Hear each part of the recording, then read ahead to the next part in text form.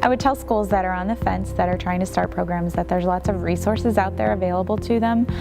They can look at their ambulance districts, they can look at the fire departments, they can call the American Heart Association, that the resources don't have to cost money, that the difference is the lives that can be saved through learning CPR. It's important that we learn CPR in the schools. You never know when you're going to come across a situation that you're going to need to use what you've learned, and it's good to have that knowledge when the situation arises. I encourage parents to look at their students' curriculum at their schools, and if their schools are not offering CPR, then they need to contact their state legislatures. The goal is to get students to learn CPR statewide in all schools. My name is Abby Snodgrass, and I'm a senior at Hillsborough High School. I just went to Walmart to just go pick up a few things that I needed. I just got paid, and I went into the dressing room to just try on a few things, you know. As I was coming out of the dressing room, I heard over the associates radio, there's some kind of code in electronics, someone stopped breathing and they don't have a pulse, and I just grabbed my stuff and I ran over to electronics. When I got there, I expected it to be like an elderly person or an adult, maybe that had some kind of emergency like that. I was not expecting a baby, and when I got there, it surprised me so much that it was a baby. There was a Walmart associate sitting on the ground holding the baby, and then the mom was sitting on the ground next to them.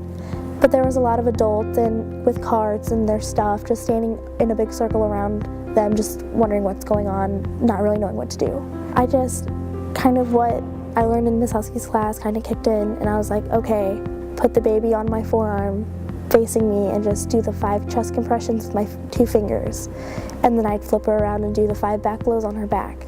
I did that about probably 3 times. So I did the 5 chest compressions, then flipped her on her stomach and did the 5 back blows about 2 or 3 times, and then when I flipped her back onto her back, she just goes and takes like a short breath in, and I was like, oh, it worked.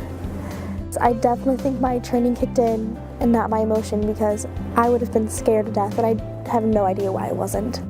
The CPR training helped me save the baby's life. I started the program because I knew that CPR made a difference in a life of a young girl, personally. And I know that if more people do know CPR, they're going to be saving lives, and people are going to live. It does make a difference. We teach CPR in our health classes. It's part of the health curriculum, so all of our students here will get CPR training at Hillsborough High School. I thought the CPR class was going to be fun. Like, I was pretty excited for it. We bring in paramedics from the local ambulance district, and they work one-on-one with our kids. I think high school is the perfect time for students to learn CPR, for young adults to learn CPR. They are young adults, they're making life decisions, and this is the decision that can make a difference in their life or the life of someone that they know or a complete stranger. For me as a teacher, it takes very little time to include CPR in the health curriculum.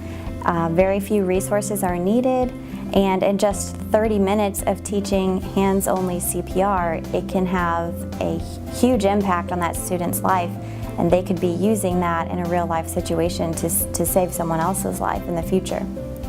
In all reality, out of 4 years of high school, it's 30 minutes that could save a life. You just never know when you're going to be called upon to do those, when a situation's going to arise that you're the only one that can potentially save that person's life.